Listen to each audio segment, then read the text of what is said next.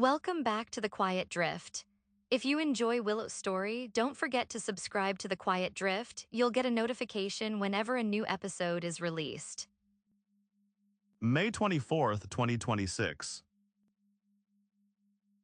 The late afternoon light spills into the cove, a liquid gold that seems to thicken the air itself.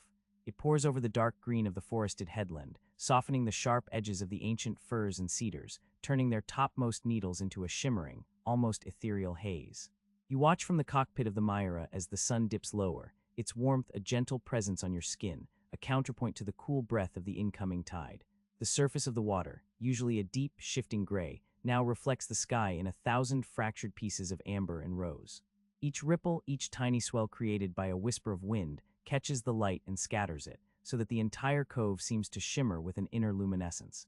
It's as if the water itself is breathing, a slow, hypnotic expansion and contraction of light. A cormorant, sleek and dark, perches motionless on a distant, barnacle-encrusted rock near the channel entrance, a stark silhouette against the brilliance. It holds its wings slightly outspread, drying them in the lingering warmth, a silent sentinel guarding the passage to the open sea. You can almost feel the stillness radiating from it, a deep, ancient patience. On the Myra's weathered deck, the golden light finds purchase on the varnished teak, deepening its hue, making the grain glow with a rich, inviting warmth. The brass fittings on the mast and rigging gleam, tiny beacons reflecting the sun's last, powerful rays. The coils of rope, neatly stowed, cast long, soft shadows that stretch and dance with the boat's gentle sway. Chester, curled in a tight, sun-drenched ball on the foredeck, his head tucked under a paw, is transformed by the light. His red-orange fur, usually so vibrant, now seems to pulse with an inner fire, each individual hair tipped with gold. The white patch on his throat, like a small cravat, looks almost iridescent, catching the light in a way that makes it seem incredibly soft and inviting. He is utterly still, a creature perfectly at peace, a small, warm sunstone against the cool wood of the deck. His breathing is slow and even, a barely perceptible rise and fall of his sun-warmed flank. A faint breeze carrying the unmistakable scent of the Pacific drifts through the cove. It is a complex aroma, deep and bracing, the sharp tang of salt, the earthy musk of damp forest floor, the sweet, resinous perfume of pine and cedar from the surrounding woods. It mingles with the subtle, distant scent of wood smoke, carried down from Walter's cottage on the headland, a comforting reminder of human presence. The air itself feels soft and clean, cleansed by the vastness of the ocean and filtered by the ancient trees. You take a deep, slow breath, letting the cool, fresh air fill your lungs, feeling a sense of quiet renewal. The only sounds are those of the cove itself, the gentle creak of the Myra's rigging, a soft, rhythmic whisper as the shrouds and stays settle against the mast with the boat's easy motion. The barely audible lap of water against the hull, a ceaseless, murmuring conversation between the sea and the wooden planks. Each tiny wave, barely more than a ripple, makes a soft, intimate sound as it meets the smooth curve of the boat's side, a lullaby that has accompanied you for 2 years in this sheltered haven. From the forest, a distant chorus of birds begins its evening song, a series of sweet, clear notes that weave through the stillness, rising and falling like a liquid melody. They are hidden among the dense canopy of leaves, their presence felt more than seen, their music a gentle counterpoint to the quiet solitude of the cove. You close your eyes for a moment, letting the warmth of the sun seep into your eyelids, feeling the gentle rock of the Myra beneath you. The world narrows to these sensations, the sun's lingering kiss, the salt on the air, the rhythmic pulse of water, the distant birdsong, and the deep, abiding peace of this place. When you open your eyes again, the light has shifted subtly, deepening into a richer, more profound gold. The shadows are lengthening, stretching across the water, painting the eastern side of the cove in hues of purple and deep green. The cormorant on the rock remains, a fixed point in the shifting beauty, a testament to the unchanging rhythms of this coastal world. You stand stretching slowly, feeling the satisfying give in your muscles. The decision made last night, to ask Walter about the name faintly scratched into the Myra's hull, floats gently to the surface of your thoughts. It is not an urgent matter, not a pressing need, but a quiet curiosity, a small thread connecting you to the boat's unwritten past. You know, Walter often sits on his porch around this time, watching the sun set over the cove, a mug of steaming tea in his hands. It would be a natural time to walk the path up to his cottage, to share the quiet evening light with him. For now, though, you linger in the cockpit, simply absorbing the beauty of the fading light. You take a moment to admire the graceful curve of the Myra's bow, the sturdy lines of her wooden hull. She feels like a living thing beneath your feet, a faithful companion that has carried you safely to this sheltered harbor. You run your hand along the smooth, weathered teak of the coaming, feeling the subtle warmth of the sun-soaked wood. The faint scent of old salt and varnish rises to meet you. Chester stirs on the foredeck, stretching languidly, his powerful body uncoiling with a fluid grace. He yawns, a wide, pink cavern, revealing tiny, sharp teeth, then sits up, blinking slowly in the golden light. He looks around with an air of profound contentment, then fixes his amber gaze on you, a silent question in his eyes.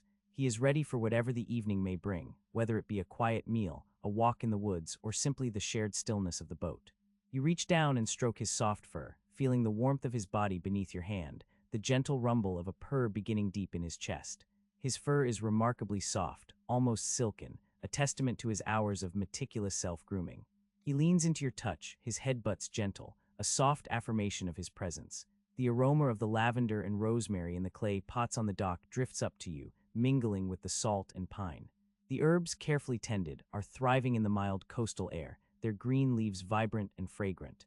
You decide to gather a small sprig of rosemary for tonight's supper, a simple offering to the evening. With a final glance at the setting sun, now just touching the westernmost edge of the forest, painting the sky in fiery oranges and deep purples, you step onto the narrow side deck. The wood feels solid and reassuring under your bare feet. You move with a practiced ease, accustomed to the gentle roll of the boat, your body instinctively adjusting to its rhythm. Reaching the dock, you untie the small wooden dinghy, its paint faded and peeling, its oars resting neatly inside. The water laps gently against its bow as you pull it closer.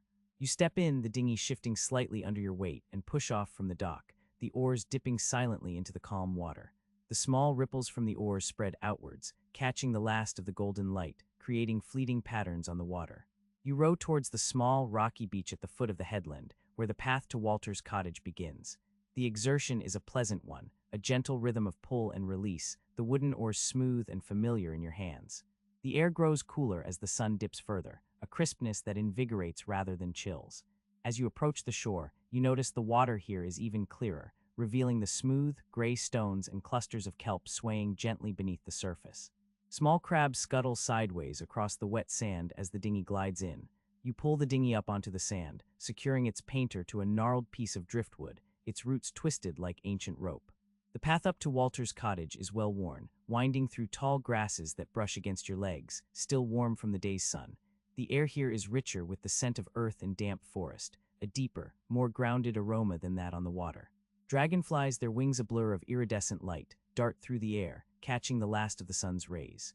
You pass through a gate in a low stone wall, moss-covered and ancient, that marks the boundary of Walter's property. The cottage, built of the same gray stone, sits nestled among a small grove of venerable firs, its windows glowing with the soft, steady light of oil lamps. A wisp of smoke curls lazily from its stone chimney, carrying the comforting scent of burning cedar. Walter is indeed on his porch, a sturdy, hand-hewn chair pulled close to the railing, his back to you as he gazes out at the cove. His silhouette against the fading sky is still and contemplative.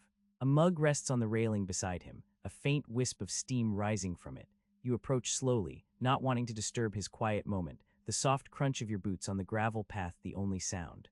He turns his head slightly as you reach the porch steps, a gentle smile creasing the corners of his eyes. "Evening, Willow," he says, his voice a low, gravelly rumble, like stones shifting in a riverbed. He gestures to the empty chair beside him, just watching the last of it go. You settle into the chair, feeling the cool wood beneath you, and follow his gaze out over the cove. The sky is now a symphony of deep blues and purples, edged with the last vestiges of fiery orange where the sun has just vanished below the horizon. The Myra, moored peacefully at her dock, is a dark silhouette against the shimmering water, her mast a stark line against the twilight sky. "It's beautiful," you agree, your voice soft, almost a whisper. The air is growing cooler now, a gentle chill that signals the approach of night. You pull your shawl tighter around your shoulders, appreciating its warmth. Walter takes a slow sip of his tea, his eyes still fixed on the horizon. "Aye," he murmurs, "it always is." He doesn't press you for conversation, content to share the silence, a quality you deeply appreciate about him. His presence is calming, a steady, ancient strength that seems to emanate from the very stones of his cottage. After a long moment, you clear your throat gently, bringing your attention back to the small mystery that brought you here. "Walters," you begin, "I was wondering about the Myra." He turns his head slowly, his gaze attentive, kind. "Oh," he prompts, his eyebrows raised slightly, inviting you to continue. "I noticed something, a name, faintly scratched into the hull near the waterline. It's not Myra. You pause, watching his face for any flicker of recognition, any hint of a story. Walter's eyes narrow slightly, a thoughtful expression settling on his face. He takes another slow sip of his tea, allowing the silence to stretch, to hold the question in the air between you. He looks out at the Myra again, a long, assessing gaze, as if seeing her for the first time, or perhaps for the last. Ah, he finally says, a soft exhalation of breath. That would be old Elias' handiwork, I reckon. He pauses again, as if gathering his thoughts, sifting through the layers of memory. He built that boat, you know. Right here in this cove, almost 50 years ago. A fine piece of craftsmanship, even then. You feel a quiet thrill of discovery, a small piece of the Myra's past coming to light. You hadn't known she was built here, in this very cove, under the watchful gaze of these same trees. It makes her presence here feel even more deeply rooted, more destined. He called her the sea serpent at first, Walter continues, his gaze now distant, lost in the past. Thought it was a grand name for a boat that would take him out beyond the channel to the deep waters. But then he trails off, a faint, almost imperceptible smile playing on his lips, a memory unfolding. Then he met a woman, a young artist, and she convinced him that Myra suited her better. Said the boat had a quiet beauty, like a star. You absorb this new information, the faint scratchings of a story beneath the Myra's familiar name. A different owner, an artist who saw something profound in her lines. The thought of another artist, another woman connected to this boat, this cove, sparks a quiet warmth within you. So Elias changed the name, you ask, imagining the careful artistry required to rename a boat, to erase the old and bring forth the new. He did, Walter confirms, nodding slowly, sanded it down, painted over it. But some things they just cling on, don't they, like the ghost of a whisper. He gestures vaguely towards the cove. Elias was a good man. Loved that boat almost as much as he loved the sea. You find yourself wondering about this artist, this woman who saw the Myra as a star. What kind of art did she make? Did she paint the cove, the headland, the Myra herself? The thought sends a quiet tremor of connection through you, a sense of shared purpose across time. Perhaps you are not the first artist drawn to the quiet beauty of this place, to the steadfast grace of this wooden boat. He sailed her for many years, Walter continues, his voice gentle, up and down this coast. But eventually he got too old for the sea, sold her to a family down south before she found her way back here somehow. He glances at you, a knowing look in his eyes. Funny how things circle back. You nod, a sense of quiet wonder settling over you. The Myra, built here, named here, then journeying away only to return to her birthplace. It feels like a homecoming, a destiny fulfilled. And now you are her keeper, another artist, drawn to the same quiet beauty. The last sliver of twilight fades, and the first faint stars begin to prick through the deep indigo of the sky. The oil lamps in Walter's cottage cast a warm, inviting glow through the windows. The air has grown quite cool now, and the forest is a deep, impenetrable shadow against the darkening sky. Thank you, Walter, you say, a genuine warmth in your voice, for telling me. He gives a soft, dismissive wave of his hand. No trouble at all, Willow. It's good to remember these things. He shifts in his chair, a slight stiffness in his movements. The old stories, they keep the world alive. You sit for a few more moments in comfortable silence, watching the stars emerge, feeling the deepening peace of the night. The thought of the Myra's previous name, Sea Serpent, and the artist who renamed her Myra, resonates within you. It adds a subtle layer to the boat's identity, a whisper of a forgotten past that now feels gently reawakened. As the moon begins to rise, a pale, luminous disk above the eastern treeline, casting a soft, silvery sheen over the cove, you feel a quiet contentment. The small mystery of the name has been gently unveiled, not with a dramatic flourish, but with the quiet unfolding of a memory shared between friends. You realize that Walter, in his own slow way, has a deep respect for the stories that lie beneath the surface of things, waiting to be rediscovered. You wonder if the woman who named the Myra also felt a connection to the stars, if she too spent her evenings gazing at the vast, silent expanse above the cove. It's a question that lingers, a soft thread of curiosity that weaves itself into the fabric of the deepening night. You decide that tomorrow, perhaps, you will row out to the island with your watercolors and paint the Myra as she sits in the cove, under the vast, star-dusted sky, honoring her quiet beauty and her hidden history. The light on the island, the one you sometimes see, is not there tonight, but the thought of it is a gentle presence in your mind. The afternoon light, now a softer gold, stretches across the deck of the Myra, painting long, dancing shadows of the rigging onto the weathered planks. You watch as Willow's hands, nimble and accustomed to purpose, reach for a small wooden darning egg from a basket beside the companionway. A well-worn wool sock, the heel thin with age, is slipped over the smooth curve of the egg. Her fingers, stained faintly with charcoal from a sketch earlier in the day, move with an unhurried rhythm, threading a needle with a length of dark green yarn. The rhythmic pull and push of the needle through the woven fabric creates a quiet, almost hypnotic sound, a soft whisper that blends with the gentle lapping of water against the hull. Each stitch is deliberate, a testament to care and self-reliance, building a new, strong foundation for the threadbare wool. You can almost feel the texture of the yarn beneath your own fingertips, the slight resistance as it passes through the fabric, the satisfying tug as each loop is drawn taut. Chester curled into a tight orange knot on the warm foredeck, his white throat patch a bright accent against his fur, watches her with half-closed eyes, his tail giving an occasional, slow twitch. The silence of the cove is deep and encompassing, broken only by these small sounds and the distant, mournful call of a gull circling high above the channel. Once the darning is complete, the sock now sturdy and ready for many more days of wear, Willow's hands move on to other small tasks. She uncoils a length of mooring line that had been left slightly askew on the dock, her movements precise and efficient. The coarse rope slides smoothly through her fingers, each loop laid neatly into a perfect coil, a testament to good seamanship and a tidy mind. The smell of salt and sun-baked wood rises from the rope as she handles it, a primal scent of the sea that seems to cling to everything here. As she finishes, she runs her palm over the tightly wound coil, a small, almost imperceptible gesture of satisfaction. Next, her gaze falls upon the two clay pots on the dock. The lavender, its spires of purple beginning to unfurl, sways gently in a faint breeze that whispers through the cove. The rosemary, a darker green, releases a subtle, peppery fragrance as she brushes a hand over its needles. You watch as she picks up a small, dented copper watering can from beside the companionway, its surface dulled by time and exposure, but still gleaming faintly in the afternoon light. She dips it into a bucket of rainwater collected from the Myra's awning, the sound of the water filling the can a soft gurgle. With a slow, even pour, she waters the lavender first, watching as the dark earth eagerly drinks the moisture. The scent of the lavender intensifies, a sweet, calming aroma that mingles with the salt air. Then, the rosemary, its scent sharper, more invigorating. As she tends to the plants, her fingers brush against the rough clay of the pots. You notice the way the light catches the tiny, almost invisible cracks that spiderweb across the surface of the pots, marks of countless seasons, of sun and rain and frost. She has seen these cracks 100 times, yet today they seem to tell a story of quiet endurance, of strength found in small imperfections. Returning the watering can to its spot, Willow descends into the Myra's cabin, the companionway board sighing softly under her weight.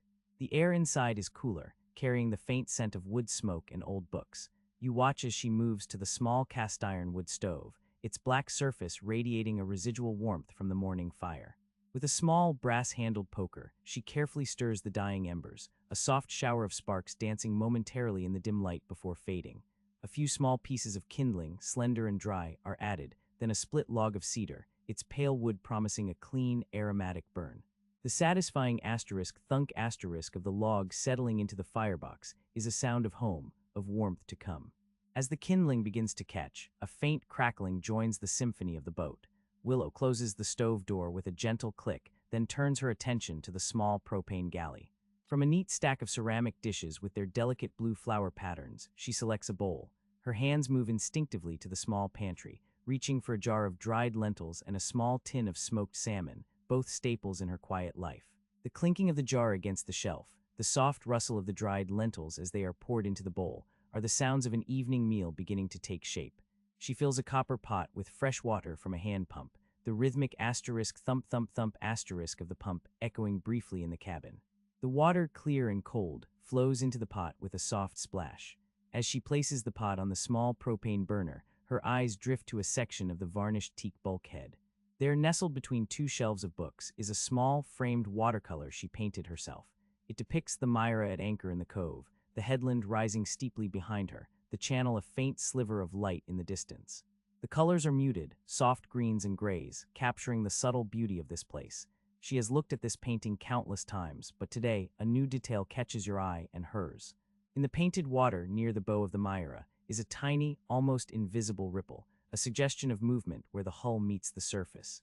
It is a detail she had painted without conscious thought, perhaps an echo of the countless times she has seen the real Myra afloat. But today, it makes her pause, a quiet contemplation of how deeply this vessel is etched into her perception, how every line and curve of its form has become part of her inner landscape. It's as if the painting itself is subtly hinting at the deeper stories held within the boat's timbers. As the water in the pot begins to hum, a soft, anticipatory sound, Willow turns back to her task. Her hands move with a quiet grace, slicing a small onion and a single carrot on a wooden cutting board. The gentle asterisk thud asterisk of the knife against the wood, the faint, sweet scent of onion rising in the air, fill the cabin. You feel the slow, methodical pace of her evening preparations, a rhythm that is both soothing and deeply grounding. Chester, sensing the shift in activity, stretches languidly on the foredeck, a long, luxurious arch of his back, before dropping lightly to the dock. He rubs against the worn post where the Myra is tied, then ambles slowly towards the gangplank, his orange fur glowing in the softening light. You watch as he pauses at the companionway, his green eyes meeting Willow's for a moment, a silent exchange of companionship. Then, with a soft spring, he hops down into the cabin, landing silently on the small rug near the stove, his presence adding another layer of quiet comfort to the space. The aroma of the warming lentils begins to mingle with the faint scent of cedar smoke from the stove, a comforting blend that promises sustenance and warmth. Willow adds a pinch of dried herbs from a small tin, the fragrant dust rising momentarily before settling into the simmering liquid.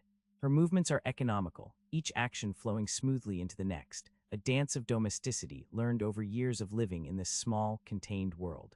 As the sun dips lower towards the western horizon, casting longer and longer shadows across the cove, the light inside the cabin begins to dim. Willow reaches for an oil lamp hanging from a brass hook near the galley. With a slender taper, she carefully ignites the wick, a small flame blossoming into life, chasing away the encroaching gloom. The soft, amber glow of the oil lamp casts warm pools of light, illuminating the varnished teak, the spines of the books, the ceramic dishes, and the quiet concentration on Willow's face. The flickering light makes the shadows dance, giving the cabin a cozy, almost enchanted feel. She adjusts the wick, finding the perfect balance between brightness and a gentle, steady flame. The faint scent of lamp oil joins the other aromas in the air, a familiar and reassuring presence. You feel the cabin drawing in around you, becoming a sanctuary from the cooling air outside, a haven of light and warmth. The day is slowly retreating, giving way to the quiet embrace of evening. The water continues its gentle lapping against the hull, a constant lullaby. As the lentils simmer, Willow moves to the small folding table. From a drawer, she pulls out a small leather-bound journal and a slender pencil. She smooths the worn cover of the journal, her fingers tracing the faint indentations of past entries. You sense a quiet thoughtfulness in her posture, a gathering of the day's impressions. She doesn't write immediately, but simply holds the pencil poised over the page, her gaze drifting towards the small window above the galley. Through the glass, the last vestiges of twilight are painting the sky in hues of soft rose and deep indigo. The outline of the forested headland is becoming a dark silhouette against the deepening sky. A single star, the first of the evening, pricks the velvet expanse. She watches it for a moment, a quiet communion with the vastness beyond her small cove. Then her eyes return to the Myra's interior. As the light from the oil lamp plays over the varnished wood, illuminating the grain, she notices something she had perhaps felt before, but never truly articulated. It's the way the light seems to be absorbed by the old wood, not merely reflected, but drawn into its depths, as if the very fibers of the boat hold the memories of countless sunrises and sunsets, storms and calm. It's a subtle breathing of the wood itself, a living quality that speaks of history and resilience. The Myra, she realizes, is not just a vessel, it is a repository of time, a silent witness. She finally lowers the pencil to the page, making a small, neat entry. Her script is flowing, unhurried, much like her movements. You cannot read the words, but you imagine them to be a quiet reflection, a capturing of the day's gentle observations, of the gratitude that fills this small, self-contained world. The act of writing is another thread in the tapestry of her evening, a way of anchoring herself in the present moment, of holding on to the fleeting beauty of her days. The quiet continues, punctuated only by the soft bubbling of the lentils on the stove, the gentle creak of the Myra settling on her lines, and the low, contented rumble of Chester's purr from his spot by the stove. The flame in the oil lamp burns steadily, casting its warm, unwavering light over Willow's bent head as she writes, a picture of deep peace and quiet industry. The air is warm and fragrant, a symphony of subtle scents.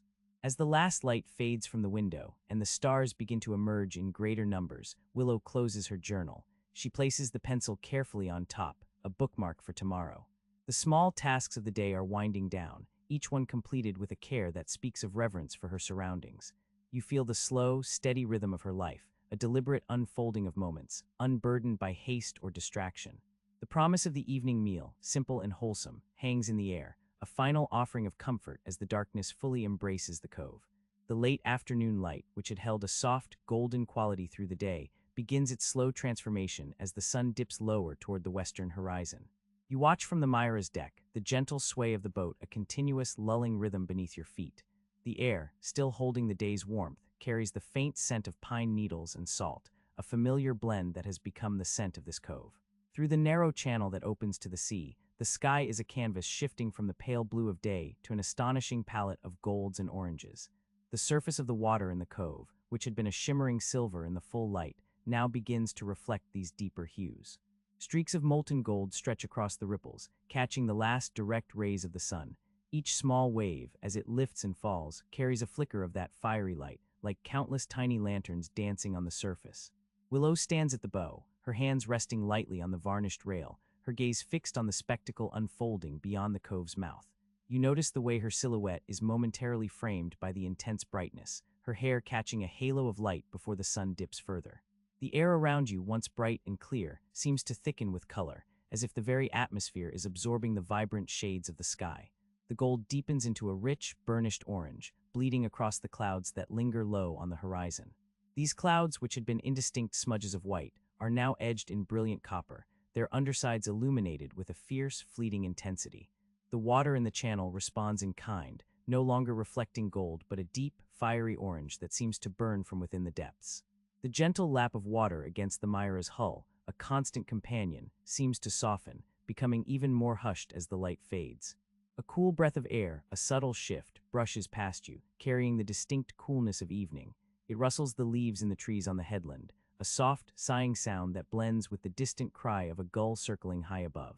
The temperature begins its slow, almost imperceptible descent, a gentle invitation for the evening's quiet embrace. You feel it on your skin, a delicate coolness that signals the day's end, yet it is not unwelcome.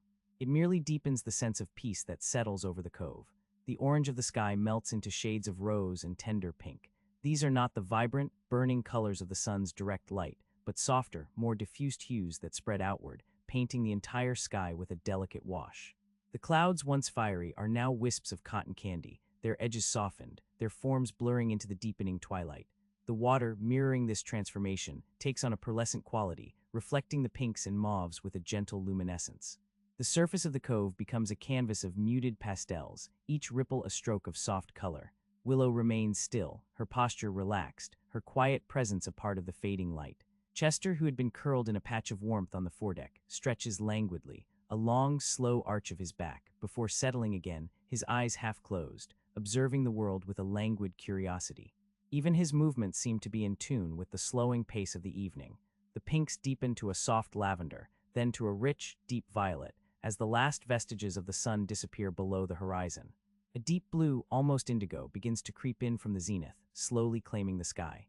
The air grows cooler still, and the shadows that had stretched long and thin across the water and the shore now deepen and merge, dissolving the sharp edges of the landscape.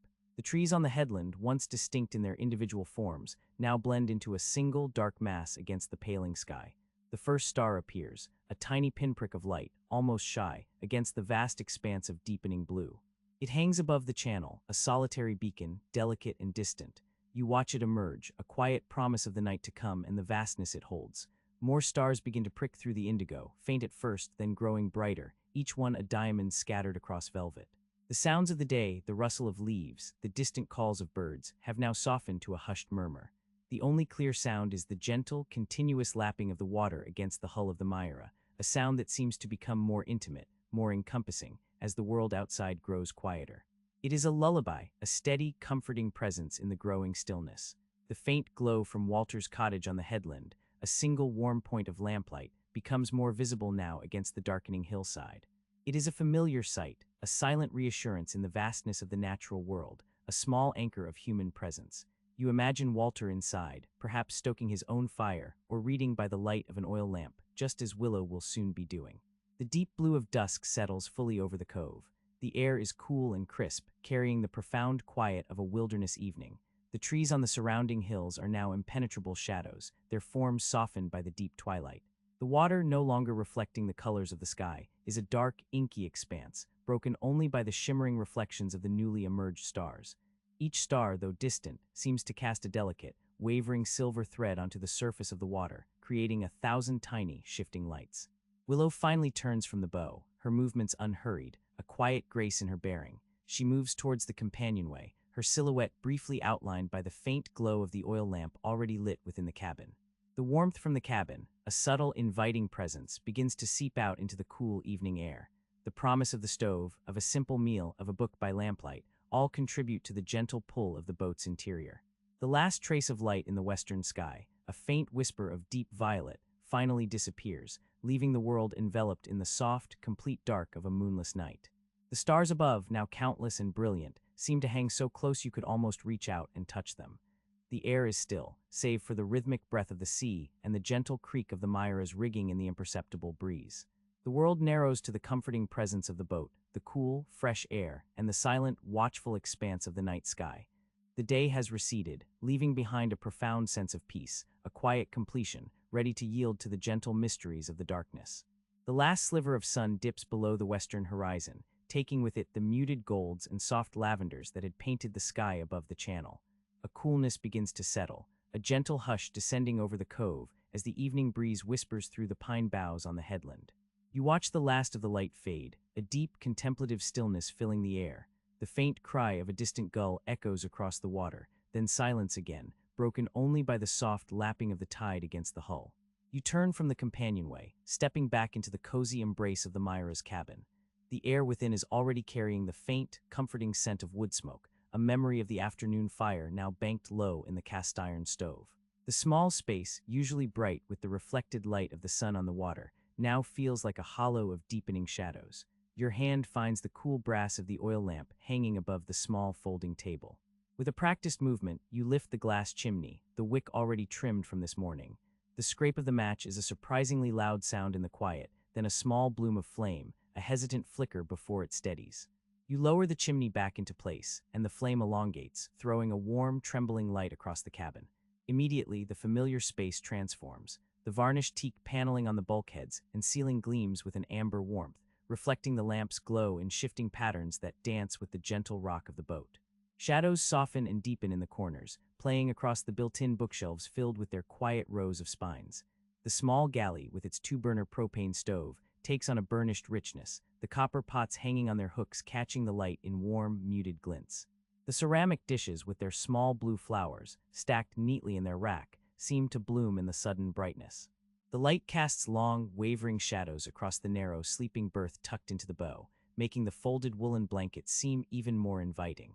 You move with an unhurried grace, your body knowing every curve and corner of the Myra. Each movement is economical, fluid, a silent choreography born of living in this small, beloved space. The scent of kerosene from the lamp mingles with the lingering wood smoke and the faint, briny tang of the sea air that always seems to find its way in, creating a unique perfume that is utterly Myra. Chester, who had been curled in a tight ball on the foredeck, now appears at the companionway, his orange fur a vibrant splash in the lamplight. He stretches languidly, a slow, deliberate arch of his back, his tail held high, then descends the 2 steps with a soft thud. He weaves between your ankles for a moment, a silent greeting, before leaping onto the small bench that runs along the starboard side of the cabin. He settles himself, his eyes half closed, content to watch you. His presence is a quiet anchor, a steady, warm weight in the small world of the Myra. You reach for the kettle, already filled with fresh water from the rain barrel on the dock. The low hiss of the propane stove igniting is another small sound in the quiet, then the soft, almost imperceptible murmur of the water beginning to warm.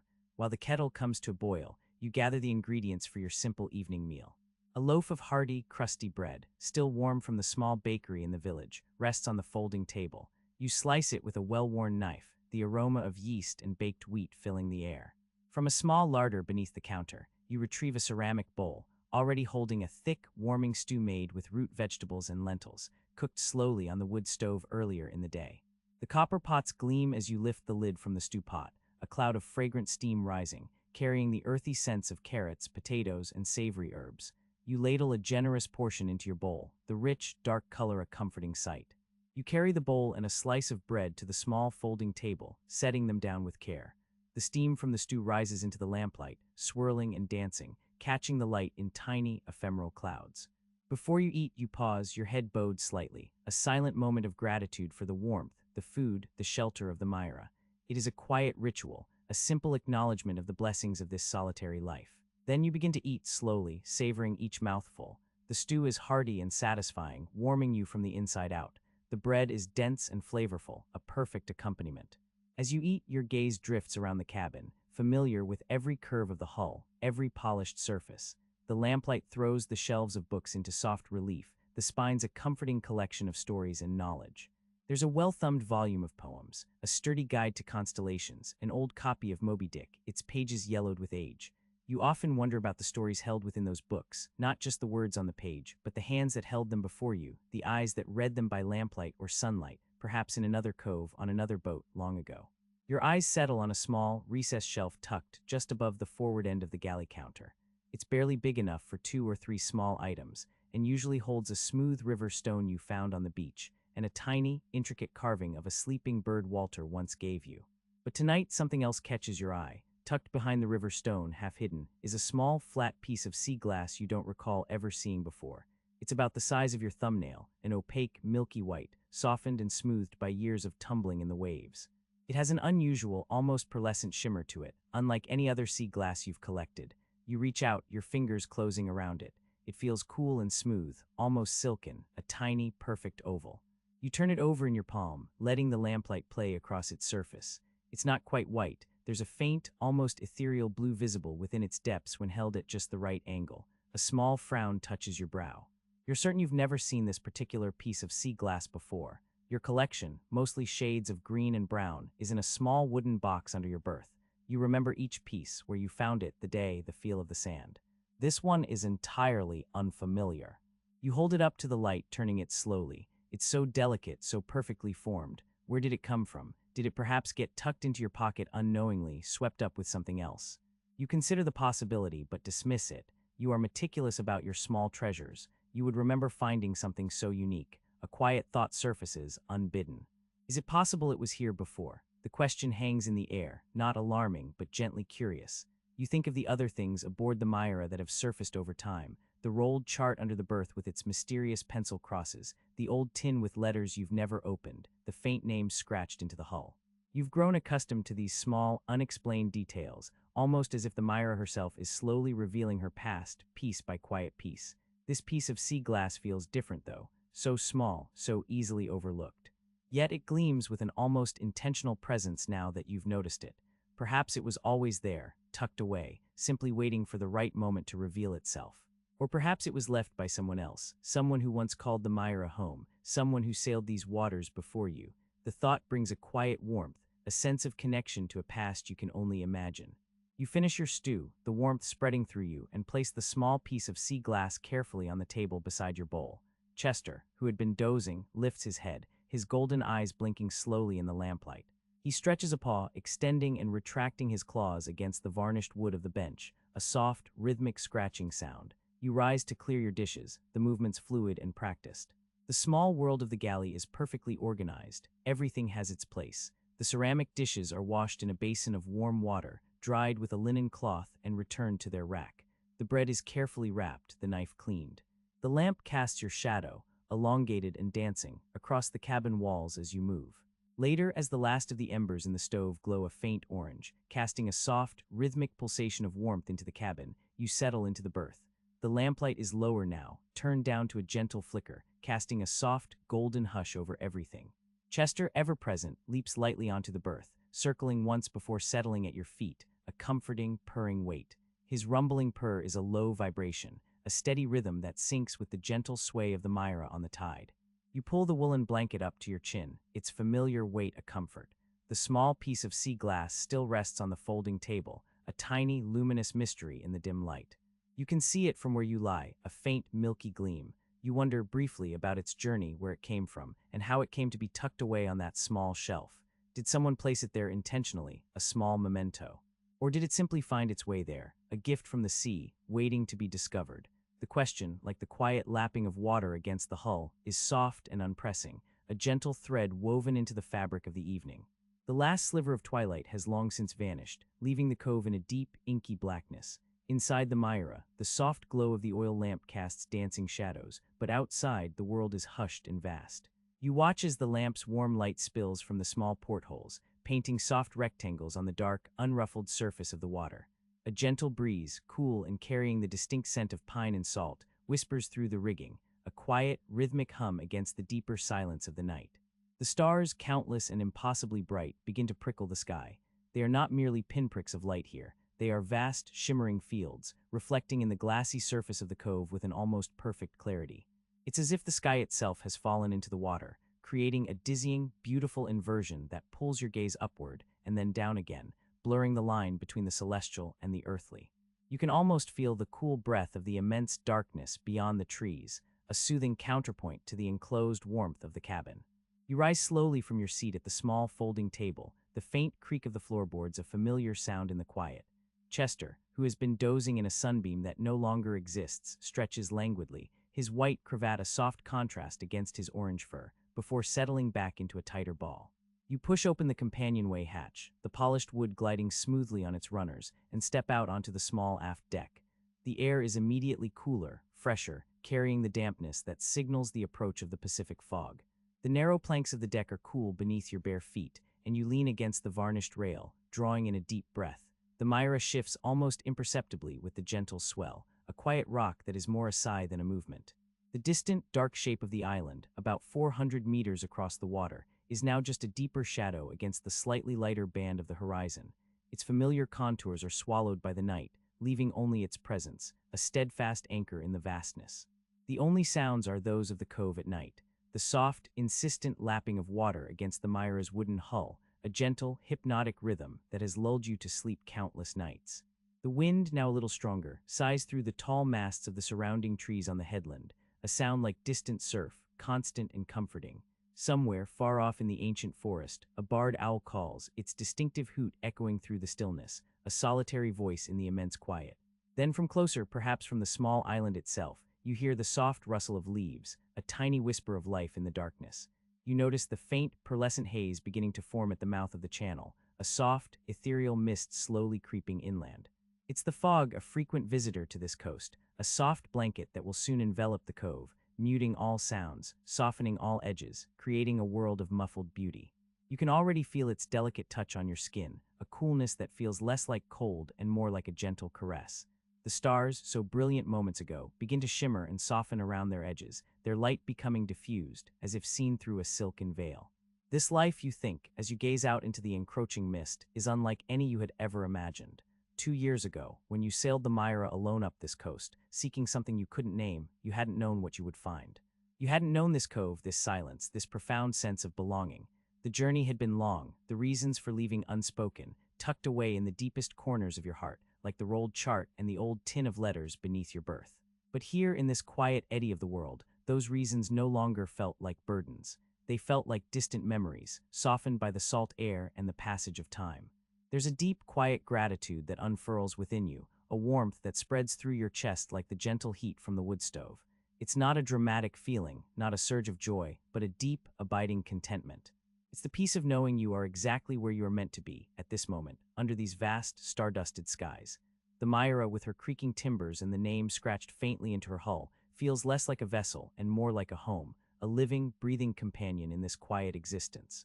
You think of the small, unhurried actions of your days, the gentle hiss of the kettle on the stove, the smooth pull of the oars as you row to the island, the feel of thick paper under your brush as you paint the changing light of the cove.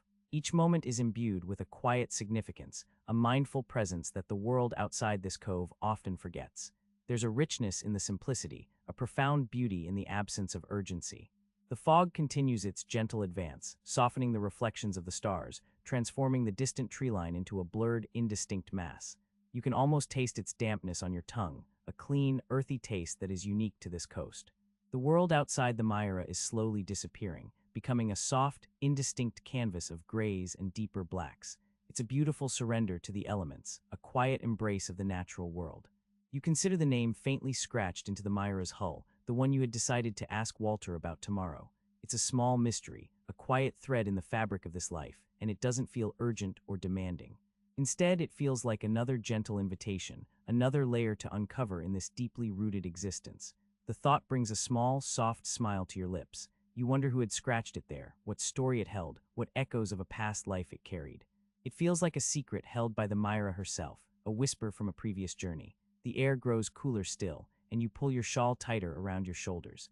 The rhythm of the water against the hull is becoming even more pronounced, a steady, soothing pulse in the encroaching fog. The distant owl has fallen silent, and even the wind in the rigging seems to have softened its song to a mere breath. The world is narrowing, focusing its attention, drawing inward. You stand there for a long moment, simply breathing, simply being, allowing the profound quiet of the night to settle deep within you. It's a feeling of being held, of being safe in this sheltered corner of the world. The absence of noise, of demands, of the hurried pace of life, creates a space within you for something else to bloom, a deep, unwavering sense of peace. The fog has now reached the dock, blurring the outlines of the two clay pots holding lavender and rosemary, turning them into indistinct shapes. The Myra herself is beginning to be enveloped, her mast disappearing into the swirling mist above. Soon, the entire cove will be a soft, luminous world, suspended between the dark water and the unseen sky. You think of Walter up on the headland in his stone cottage.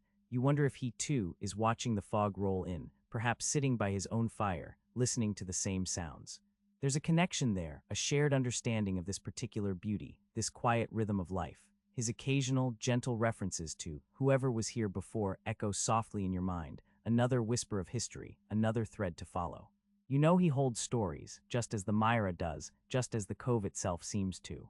A deep sense of contentment settles over you, a quiet joy that has no need for words or grand gestures. It's the profound peace of knowing that this is home, that this is where your spirit has found its mooring. The gentle sway of the boat, the cool kiss of the fog, the distant, muffled sound of the water, it all blends into a symphony of calm. You take one last, lingering look at the diminishing world beyond the Myra, at the soft, gray curtain of fog that now completely obscures the island. The stars are gone, swallowed by the mist, but their memory lingers, a beautiful imprint on the back of your eyelids. The air is cool and damp against your cheeks, carrying the sharp, clean scent of the sea and the deep, earthy smell of the forest. It's a scent that has become synonymous with peace, with home. The thought of tomorrow, and the question you will ask Walter about the name on the hull, feels like a soft, unfolding promise, not an obligation. It's a gentle pull forward, a quiet anticipation in the midst of profound stillness. You imagine the conversation, slow and unhurried like all things in this place. You anticipate the look in Walter's eyes, the thoughtful pause before he speaks, the way his voice carries the weight of years and untold stories. It's a small thread, but it's enough to carry you forward gently into the night. The last rays of the sun have long since faded from the western sky, leaving behind only a faint, lingering blush that slowly deepens into the inky blackness of night. Inside the Myra, the small cast iron stove glows with a steady warmth, casting dancing shadows on the varnished teak walls. The air is thick with the scent of wood smoke and the faint, briny tang of the sea. You feel the gentle rocking of the boat, a familiar lullaby against the hull, as the evening tide begins to assert its quiet rhythm. Outside, the first stars have begun to prick the vast canvas of the sky. Through the small porthole above your berth, you can make out the familiar constellations, sharp and clear in the crisp night air, far from the light pollution of any distant town. The Big Dipper hangs low, its handle pointing toward the distant North Star, a steadfast beacon in the endless expanse. A faint, silver sliver of moon has just begun to rise above the eastern treeline, casting a diffused glow over the water, shimmering and breaking into 1,000 tiny diamonds with each ripple. Chester, ever the connoisseur of comfort, has settled himself at the foot of your berth, his soft, heavy weight a comforting presence. His purr, a low, rumbling motor, vibrates through the mattress and into your bones, a sound so deeply ingrained in the quiet of the Myra that you barely notice it anymore until it stops. His eyes in the dim light are like pools of molten amber, occasionally blinking slowly before drifting shut again, lost in some feline dream of sunbeams and distant rustling leaves. You sit at the small folding table, the oil lamp on its brass hook casting a warm, golden glow over the open book in your hands. The pages are worn soft, the corners dog-eared from countless readings. It's an old collection of stories, tales of quiet lives lived close to the land and sea, filled with descriptions of fog rolling in from the ocean, the cry of gulls, and the simple beauty of a fire on a cold night. You don't read quickly, but rather savor each sentence, letting the words wash over you, painting images in your mind's eye that blend seamlessly with the reality of the Myra. Sometimes you simply close the book, resting it gently on the table, and just be asterisk. The silence of the cove at night is profound, broken only by the natural symphony of this wild place. The gentle lapping of water against the hull is the most constant sound, a soft, rhythmic whisper that seems to speak of timelessness. Every now and then, a gust of wind, a sigh from the surrounding forest, makes the rigging hum a low, mournful tune, like a distant, ethereal choir. You can almost hear the trees breathing on the headland, a deep, collective exhale that settles over the cove. A log shifts in the stove, sending a shower of sparks dancing against the dark glass of the grate, a momentary miniature fireworks display. The heat radiating from the cast iron is a physical comfort, seeping into your clothes and warming you from the inside out. You reach out a hand, feeling the solid warmth of the metal, a testament to the simple, enduring power of fire.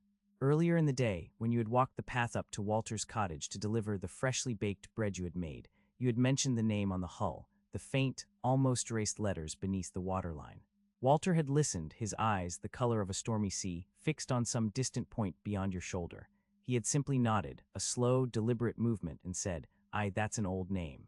Older than the Myra, too, in a way. He hadn't elaborated and you hadn't pressed. It wasn't your way or his, but his words had lingered, a small, quiet riddle.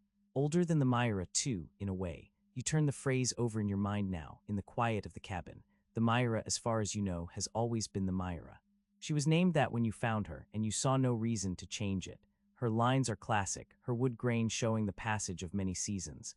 But what could be older than the boat itself, yet still connected to her?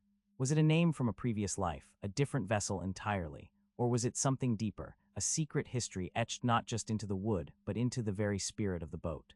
The memory of the letters themselves is faint now, almost like a dream. You had to lean close, your fingers tracing the barely perceptible indentations, feeling the ghost of the carver's hand. It wasn't rough, hastily scratched, but carefully inscribed, as if with a purpose, a quiet declaration.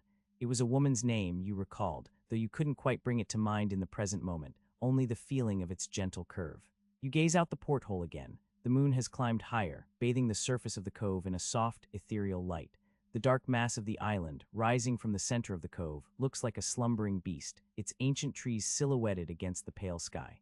Sometimes, on nights like these, you think you can hear the faint cry of an owl from the island, a long, drawn-out call that echoes across the water. Tonight, however, there is only the sound of the wind in the rigging and the gentle lapping of the waves. You think of the rolled chart, tucked away under your berth, with its small, penciled crosses.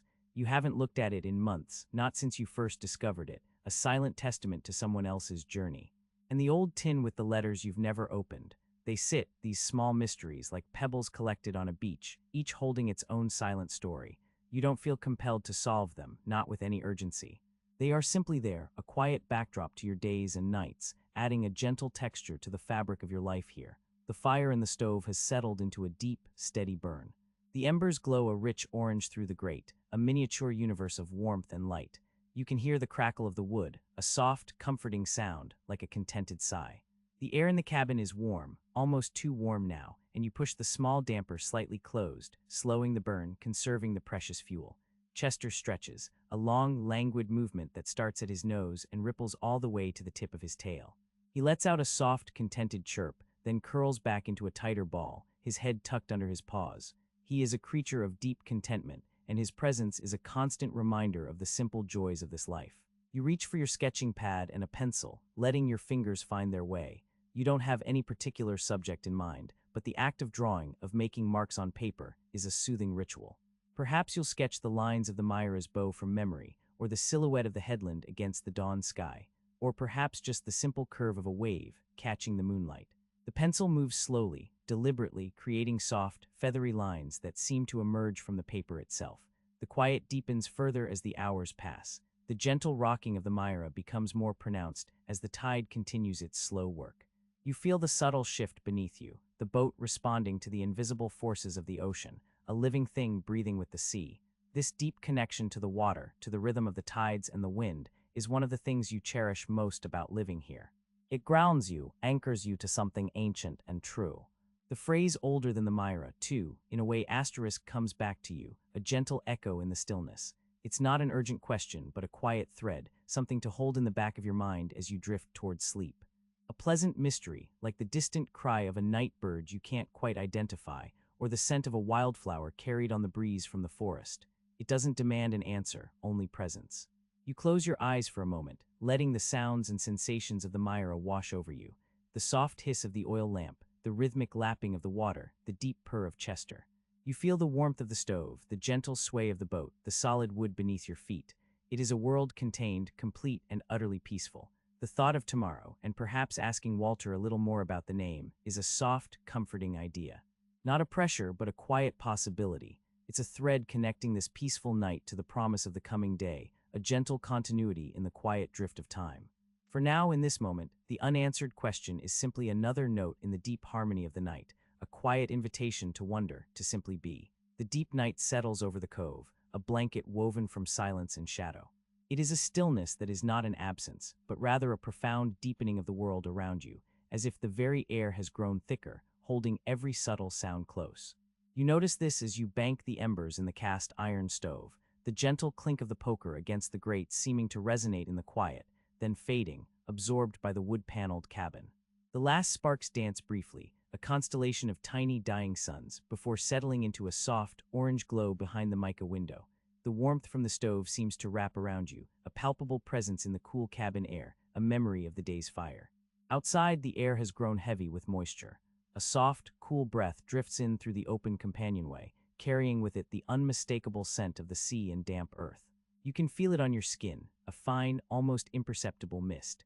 The world beyond the Myra's hull has dissolved into a soft, pearlescent gray, as if the moon itself has woven a shroud of fog around the cove.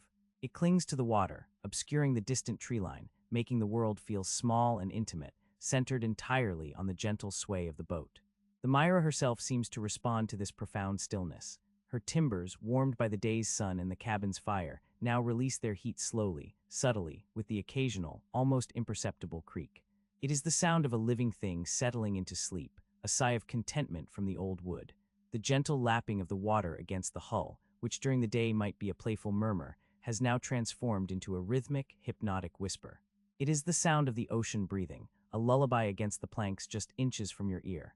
You move slowly, deliberately, through the small space of the cabin, each action imbued with a quiet reverence for the approaching night. Your hands, accustomed to the familiar textures of the Myra, reach for the small stack of folded blankets near your berth. You smooth them with your palms, feeling the soft wool, the slight crispness of linen. The act of folding becomes a quiet meditation, each crease and tuck a moment of order in the darkening world. The oil lamp, hanging from its brass hook, casts a warm, buttery light that barely penetrates the deeper shadows of the cabin. You reach for the small brass knob at its base, turning it slowly, carefully watching as the flame diminishes, shrinking to a tiny, golden bead. The light softens, growing more intimate, more subdued, until it is just a comforting glow, enough to navigate by but not enough to banish the encroaching night. The air immediately feels cooler, the shadows longer, dancing softly with the rhythmic sway of the boat. Chester, who has been curled on the small settee, a warm, furry crescent, uncurls himself with a languid stretch. He extends each paw in turn, claws sheathed, a silent, elegant ballet. Then, with a soft thud, he drops to the floor, his movements fluid and unhurried. You watch as he pads silently toward your berth, his orange fur a vibrant splash in the dim light. He leaps effortlessly onto the mattress, circling once, twice, before settling at the very foot of your bed. His weight, a familiar comfort, presses gently into the mattress, a warm anchor in the shifting world. You can hear the soft, steady rhythm of his purr, a low thrumming vibration that seems to resonate through the very structure of the boat, a tiny engine of contentment. You unbutton your simple flannel shirt, feeling the familiar softness of the fabric against your skin. Each button slides through its hole with a small, satisfying click, a quiet punctuation mark in the stillness. You fold the shirt neatly, placing it on the small shelf above your berth, a small ritual of tidiness. The cool air brushes against your arms as you pull on a soft, worn nightshirt, the cotton comforting and familiar. Your gaze drifts around the small cabin, taking in the familiar objects that surround you. The stack of books on the built-in shelves, their spines a colorful mosaic in the dim light. The small ceramic dishes with their delicate blue flowers, gleaming softly in the lamplight, the glint of copper from the pots hanging above the galley. Each item holds a quiet story, a memory of meals shared, of pages turned, of moments lived within these wooden walls. You slide into your berth, the mattress yielding beneath your weight with a soft sigh. The blankets, now unfolded, are cool against your skin for a moment, then quickly warm, holding the heat of your body.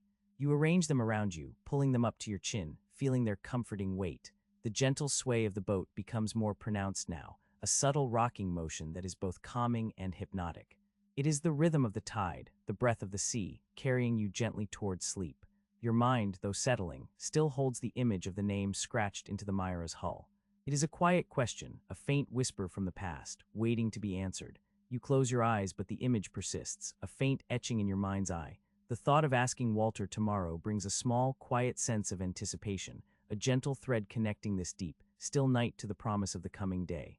It is a curiosity that is soft, not urgent, a gentle companion as you drift. The world outside the Myra has now become almost entirely obscured by the fog. You can no longer make out the outline of the dock, nor the dark mass of the headland. It is as if the boat is suspended in a soft, gray void, floating on a surface of pure silence. The only sounds are the rhythmic lapping of the water, the almost imperceptible creak of the hull, and the steady, reassuring purr of Chester at your feet. You focus on the sound of the water, letting its rhythm wash over you, carrying away any stray thoughts, any lingering images. It is a sound that has accompanied you for so many nights, a constant, comforting presence. It speaks of timelessness, of the vastness of the ocean, and of the quiet sanctuary of this small cove. You feel held, cradled by the Myra, by the stillness of the night, by the gentle presence of Chester. Your breathing deepens slowly, steadily, mirroring the rhythm of the waves. Each exhalation feels longer, softer, releasing the day's gentle hold. The cabin air, cool and fresh, fills your lungs, carrying the faint, clean scent of salt and damp wood. You can almost taste the sea on your tongue, a delicate tang that lingers. The oil lamp, turned to its lowest setting, casts only the faintest amber glow, barely illuminating the ceiling of your berth. The shadows it creates are soft and indistinct, dancing gently with the subtle movement of the boat. They are not menacing, but rather comforting, a veil drawn over the edges of the known world, inviting the imagination to wander softly. You think of the forest, silent and watchful on the slopes above the cove, its ancient trees shrouded in the mist. You imagine the deer, bedded down amongst the ferns, and the owls, their soft wings cutting through the fog as they hunt. The world feels alive, even in its stillness, a vast, interconnected tapestry of life, breathing and resting alongside you. Chester shifts slightly at the foot of your berth, his purr a little deeper now, a soft rumble that you feel more than hear. He is a warm weight, a silent guardian in the dark. His presence is a quiet reassurance, a reminder of the simple comforts that fill your days in this secluded haven. The image of the scratched name, so clear moments ago, begins to blur at the edges, losing its sharp definition. It becomes less a question and more a whisper, a gentle breath across the surface of your mind. The answers, will come when they are ready in their own time. There is no urgency in this place, only the quiet unfolding of each day, each moment. You sink deeper into the mattress, the soft give of the foam welcoming your weight. The blankets feel incredibly warm now, a cocoon against the cool night air. The gentle rocking of the Myra becomes an extension of your own breath, a part of your own slowing heartbeat. Your thoughts, like the fog outside, begin to thin, to dissipate, leaving behind only a quiet sense of peace. The sounds of the cove, the water, the creak of the boat, Chester's purr, all blend into a single, continuous hum, a primordial song of comfort and stillness.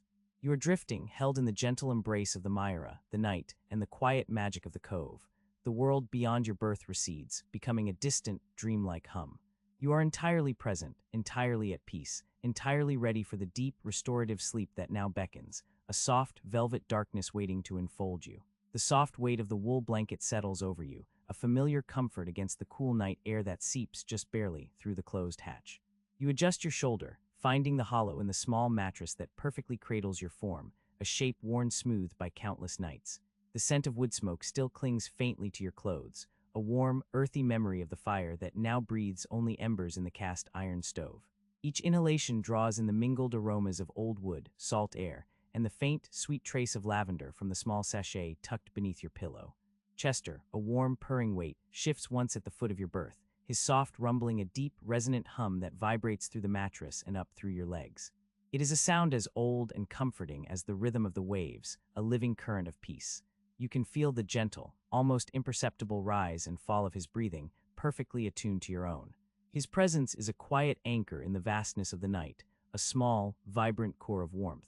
The oil lamp turned low casts a last, golden glow across the varnished teak of the cabin, illuminating the smooth grain of the wood, the subtle gleam of the brass hooks, before you reach out a hand and turn the wick down further, plunging the cabin into near darkness.